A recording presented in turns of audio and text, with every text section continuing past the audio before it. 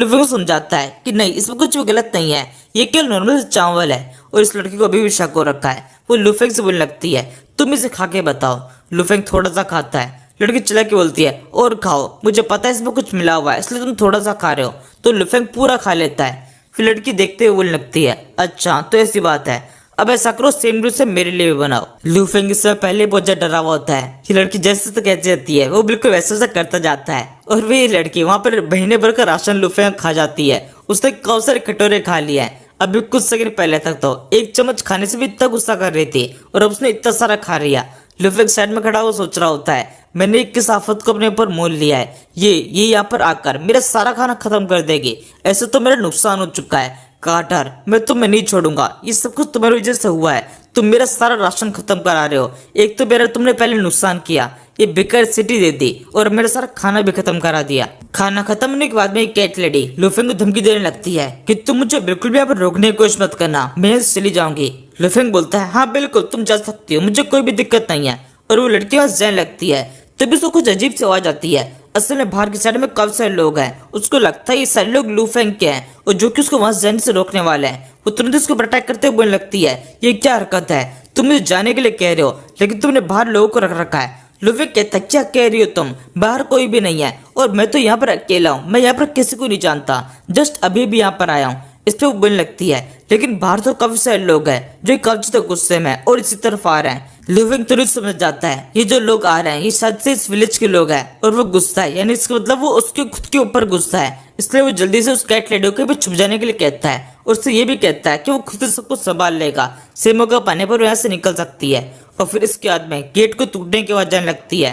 बाहर काफी सारे विलेजर्स हैं जो गेट को तोड़कर अंदर घुस जाते हैं। चिल्लाते हुए बोलने लगते हैं देखो उसको पकड़ो, उसको भागने मत देना, हम किसी भर से उसको पकड़ के रहेंगे। और इसी के साथ में लुफेंग को चारों से घेर ले जाता है। वो पूछने लगता है ये क्या हरकत है, तुम लोग क्या करने की कोशिश कर रहे हो। लेकिन भीड़ इस टाइम बहुत ज्यादा भड़की हुई होती है। एक बंदा अपना वेपन लेकर लुफेंग पर अटैक करने की कोशिश करता है। तभी कैट लेडी उसके ऊपर एक पत्थर फेंक कर पहले तो उसके हाथ में वेपन गिरा देती है और फिर सबको साइड में कर देती है। और अब इस तरह सब लोग जब इस कैट लेडी को लुफेंग समर्थन में देखते हैं तो थोड़ा बहुत बात करने के मूड में आते हैं। इससे पता चलता है वो वेपन जो कि उछला था वो सीधे लुफेंग के सर में घुसा है और लुफेंग के सर में से हल्का सा खून बहने लगा है, लेकिन उसकी जान बच चुकी है, ज्यादा गंभीर चोट नहीं है। फिर बातें बातें में पता चलता है असल में ये लोग भड़के हुए हैं क्योंकि इनको एक कागज मिला था जिसके ऊपर लिखा हुआ है इनका टैक्स और भी ज्यादा बढ़ चुका है। तब लुफेंग को क्लियरफाई करता है असल में वो जो टैक्स भरने का पेपर था वो कार्टर ने उसको दिया था और वो उसने असाइन नहीं किया है, किसी का भी कोई भी टैक्स भरने वाला नहीं है।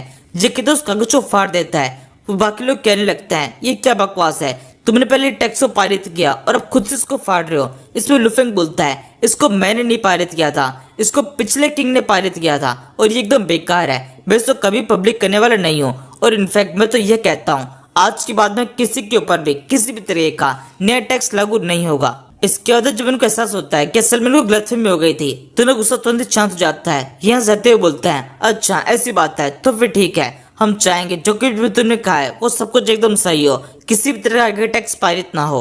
इसके बाद में हम कार्टर और उसके बेटे को देखते हैं। ये दोनों अभी से बहुत ज्यादा खुश है। इनको ऐसा लग रहा है कि लुफेंग मर जा चुका है और इसी वजह से पार्टी कर रहे हैं कि इनको सिटी दोबारा से मिल जाएगी, लेकिन असल में ऐसा कुछ भी नहीं हुआ है। एक बंदा इनके पास आकर इनको बताता है कि बहुत बड़ी गड़बड़ हो चुकी है। असल में लुफेंग तो जिंदा बच चुका है, लोग उस पर अटैक करने के लिए तो गए थे लेकिन फिर भी वो जिंदा बच चुका है। और ये पता चलने पर उनको बहुत तो गुस्सा आता है। फिर इनको आगे ये भी पता चलता है कि वो कैट लेडी भी लुफेंग के समर्थन में आ चुकी है। लुफेंग ने उसको बाहर निकाल लिया है। इसमें कार्टर का बेटा फिश बहुत ज्यादा गुस्सा जाता है, वो चिल्लाने लगता है। उसके बाप उसको समझाता है कि अपना गुस्सा थोड़ा शांत रखो, भले ही आज वो जिंदा बच गया हो लेकिन कुछ टाइम में तो जरूर से मारा जाएगा। इस बात को सुनकर फैज थोड़ी संतुष्टि मिलती है कि ठीक है आज नहीं तो कल तो मारा जाएगा ही, सब कुछ वापिस से हमारा हो जाएगा।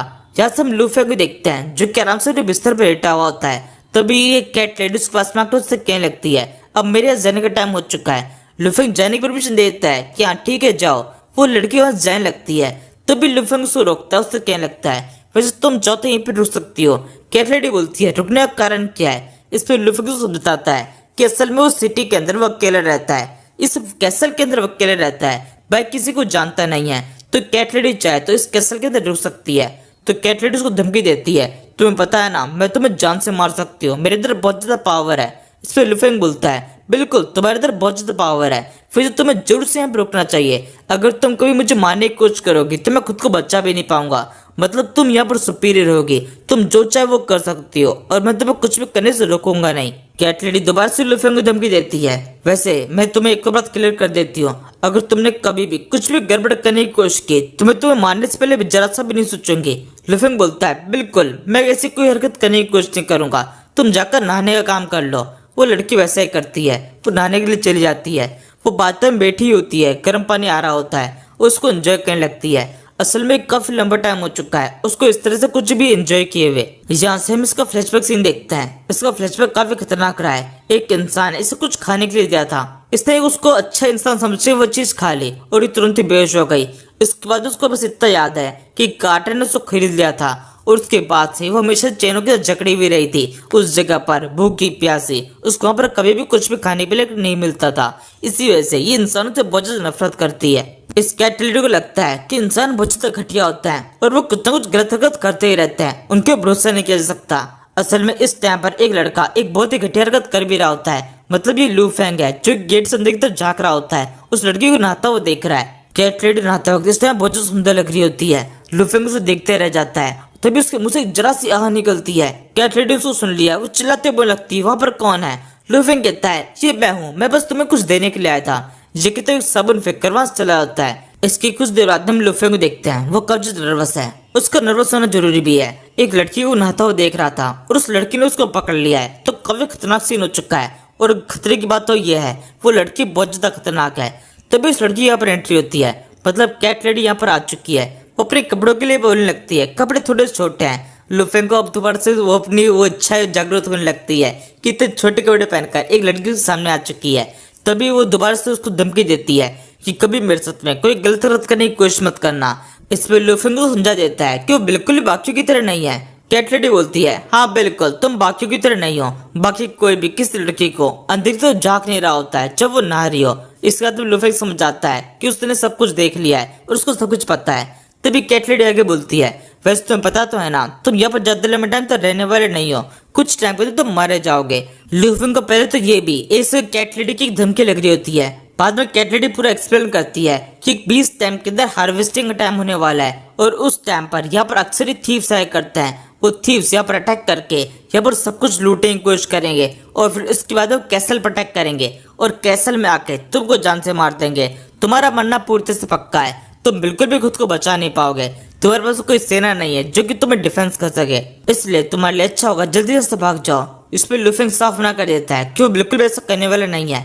इसके बाद में कैट लेडी उसको गॉड्स के बारे में बताने लगती है कि एक गॉड है जो कि हर 6 महीने के अंदर एक कुछ ठंडी हवाओं को लेके आती है जिससे सभी लोगों को साउथ की तरफ जाना पड़ता है। लू फेंग इसके लिए मना कर देता है, वैसे मुझे इससे भी कुछ फर्क नहीं पड़ता है, मैं गॉड्स में मानता हूँ लेकिन फिर भी मैं यहीं पे रुकने वाला हूँ। मैं अपने खुद के रास्ते पे खुद से चलूंगा, किसी से डरूंगा नहीं और यहीं पे टिक के रहने वाला हूँ चाहे कोई भी आ जाए। लू फेंग इस समय बहुत ज्यादा हिम्मत दिखा रहा है, लेकिन उसके अलावा इस टाइम पर एक और बंदा है जो कि बहुत ज्यादा हिम्मत दिखा रहा है। हम एक बच्चे को देखते हैं जो कि शेर के आगे भाग रहा होता है, उसके चेहरे के स्माइल है, वो शेर को चिढ़ा भी रहा होता है मेरा पीछा करो। इस टाइम पर उस शेर के ऊपर 4-5 बंदे अटैक कर देते हैं और उसको जान से मार देते हैं। असल में ये एक गिफ्ट है जो कि लू फेंग को दिया जाने वाला है। इसके बाद में ये लोग सीधे लू फेंग से मिलने के लिए निकल पड़ते हैं उसके शहर की तरफ। इस ग्रुप के अंदर केवल 2 बंदे बहुत ज्यादा इंपॉर्टेंट है, एक तो है बैन जो कि इस ग्रुप का लीडर है और दूसरी है निकोले जो कि लू फेंग को ज्यादा पसंद करती है। ये लोग जब सिटी के अंदर एंटर करते हैं तो सब लोग इनकी तरफ देख रहे होते हैं, इनसे काम या फिर खाने की चीज मांगने लगते हैं, लेकिन सब लोग इनको पूरी इग्नोर कर सबसे पहले लू फेंग जाके मिलते हैं। लू फेंग को वो शेर दिखाते हैं, लू फेंग देख काफी ज्यादा खुश जाता है, लेकिन इतना काफी नहीं है। लू फेंग को और कुछ भी चाहिए। वो इस बंदे से मदद मांगने लगता है कि सिटी अभी भी मिली है, इसको मेंटेनेंस करने में वो उसकी मदद करे, लेकिन ये बंदा साफ मना करते हुए बोलता है उसका पाँव टूटा हुआ है, वो क्या मदद करेगा। इस पर लू फेंग उसके लिए एक नया पाँव बना देता है। बैन को अब खुद का एक नया पाँव मिल चुका है, वो दोबारा से बुढ़ तक खड़ा हो पाता है। उसके सारे लोग इसको देखकर काफी ज्यादा खुश जाते हैं, रोने लगते हैं कि बैन अब तुम वापस तक खड़े हो सकते हो, ये तो कब्जा शानदार हुआ। और इसी के साथ बैन अब पूरी तरीके से लू फेंग के लिए वफादार हो चुका है। और न केवल बैन, उसके ग्रुप के जितने भी लोग होते हैं वो सब के सब लू फेंग के लिए वफादार हो चुके हैं। लू फेंग के पास में अब खुद की टीम है, अब तक वो अकेला था लेकिन अब पूरे ग्रुप को साथ में लेके चल रहा है। लेकिन फिर भी यहाँ पर कोई कंपनी चलाने की बात नहीं हो रही, यहाँ बात हो रही है एक सिटी को चलाने की। इसलिए इसके अंदर और भी काफी सारे लोगों की जरूरत है। तो अब एम्प्लॉयज को हायर करना पड़ेगा। तो बेन इसको इसका काम दिया जाता है। बेन सिटी के अंदर बीच के अंदर जाकर सब लोगों को बताने लगता है कि यहाँ पर एम्प्लॉयज को हायर किया जा रहा है। जो कोई भी इसको हायरिंग के अंदर आना चाहेगा वो आ सकता है, और जो कोई भी ज्वाइन हो जाएगा उसको भरपेट खाना मिलेगा, तुम जो चाहो वो खा सकते हो। यहाँ पर ये लोग पहले ही अपने किंग से बहुत ज्यादा खिरते हुए होते हैं। अब तक जितने भी किंग आए थे उनमें से किसी ने भी अच्छा बिहेव नहीं किया, तो लूफेंग से भी यही सेम चीज एक्सपेक्ट कर रहे होते हैं। वो चिल्लाते हुए बोलने लगता है, नहीं ऐसा नहीं हो सकता, ये जरूर से कोई बेकार का ट्रैप है जिसको फंसाने की कोशिश की जा रही है। वो चिल्लाने लगता है कि सब कुछ बकवास है। तो भी लूफेंग क्या पे एंट्री होती है। वो कवच शानदार कपड़े पहने होता है और उसके साथ भी एक कैट लेडी भी है। अब एपिसोड का एंड हो रहा है तब पता चलता है इसका नाम मीना है, जो कि सीरीज के अंदर काफी ज्यादा इंपॉर्टेंट कैरेक्टर होने वाली है। सब लोग इसकी तरफ भी देख रहे होते हैं, ये काफी सुंदर लग रही है। फिर लूफेंग सबके सामने आकर सबको बताने लगता है कि जो भी खबर आप लोगों ने सुनी है वो सब कुछ एकदम सच है। हम सच में हायरिंग कर रहे हैं, और जो कोई भी हायर हो जाएगा उसको खाने के लिए काफी चीजें मिलने वाली है। इसके अंदर खाने की चीज दिखाने लगता है। निकोल इस काम को संभाल रही है, वो सारा खाने को तैयार करने लगती है, जिसके अंदर से काफी ज्यादा शानदार खुशबू आ रही होती है। ये सब लोग इस खाने की तरफ मोहित होने लगते हैं। लूफेंग टेबल लेके बैठ जाता है, सबको बुलाने लगता है कि कौन पहला है जो कि हमें ज्वाइन करने वाला है। इसके ऊपर ये बूढ़ा आदमी, ये वही बूढ़ा आदमी है जिसने वो लेटर पढ़ा था और सब लोगों को उसके बारे में बताया था। जाके बढ़ते बोलता है, तो यहाँ पर सेक्रीफाइस मैं करता हूँ, इसका नाम बाफू है। इसके पास में एक लेटर और होता है, उसको लूफेंग को पढ़ाता है। लूफेंग को इससे पता चलता है ये बंदा असल में पढ़ा लिखा है, इसको लिखना वगैरह आता है और ये काफी सारे काम कर सकता है। लूफेंग तुरंत ही इसको हायर कर लेता है और फिर इसको कुछ खाने की चीजें मिल जाती है।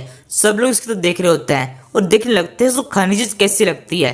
बाफू जैसे उसकी एक बाइट लेता है वो पूरी तरह चौंक जाता है कि कोई चीज इतनी शानदार कैसे हो सकती है। लेकिन सभी लोगों को लगने लगता है कि शायद से उस खाने के तो कुछ मिला हुआ था, इसी वजह से उसकी हालत ऐसी हो चुकी है। वो लूफेंग के ऊपर चिल्लाना शुरू कर देता है। तो बाबू चिल्लाते बोलता है कि खाना तो बहुत शानदार है, आज से पहले मैंने पूरी जिंदगी के अंदर कभी भी इससे शानदार खाना नहीं खाया। इस घर सब लोग खुश जाते हैं, वो सब के सब एक लाइन लगा लेते हैं लूफेंग का एम्प्लॉय बनने के लिए। लेकिन अब थोड़ी देर हो चुकी है, अब क्राइटेरिया थोड़ा बदल चुका है। अब तक तो नॉर्मली हायरिंग हो रही थी, लेकिन अब इन सभी को टेस्ट देना पड़ेगा। इनको दिखाया जाता है कि यहाँ पर एक टेस्टिंग का एरिना है जिसके अंदर काफी सी चीजें करनी पड़ेगी। इनको दीवार चढ़नी पड़ेगी और भी काफी सारे टास्क करने पड़ेंगे। जो कोई भी इन टास्क को कंप्लीट कर लेगा केवल उन्हीं की हायरिंग की जाएगी, बाकी सबको अगली बार मौका दिया जाएगा। इसी वजह साथ में सब लोग इसके लिए अप्लाई करने लगते हैं और उस टेस्ट के अंदर पार्टिसिपेट कर लेते हैं। यहाँ पर बैन होता है जो कि सबको संभाल रहा होता है। वो देखने लगता है कि ये लोग कितने तक कमजोर है। असल में जो टास्क इनको दिए जा रहे हैं वो काफी ज्यादा खतरनाक है। किसी भी नए बंदे के लिए इन टास्क को कंप्लीट कर पाना बहुत ज्यादा मुश्किल है,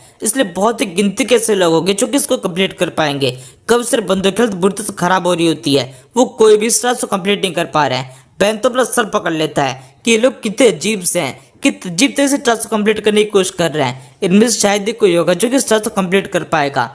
लूफेंग सब कुछ ऊपर से देख रहा होता है, उसके मन में केवल एक ही बात चल रही होती है कि भले ही एक अच्छी स्टार्टिंग नहीं है, लेकिन कम से कम स्टार्टिंग हुई तो सही। वो निकोले और बैन दोनों की तारीफ करने लगता है कि तो दोनों ने काफी अच्छा काम किया। बैन अच्छी तरह से टास्क को संभाल रहा है और निकोले ने काफी अच्छा खाना बनाया था जिससे सारे लोगों को मोहित किया। लूफेंग जब इस तरीके से निकोले की तारीफ करता है, उसके चेहरे के ऊपर एकदम अजीब से भाव आ जाते हैं। एक अलग सी लाली उसके चेहरे पर आ चुकी है। वो बुरी तरह शर्मा रही है, वो बहुत ज्यादा सुंदर है और शर्माते हुए तो और भी ज्यादा सुंदर लगने लगती है। इसी के साथ में फिलहाल के लिए इस सीरीज के एपिसोड को यहीं पे खत्म कर देते हैं ना।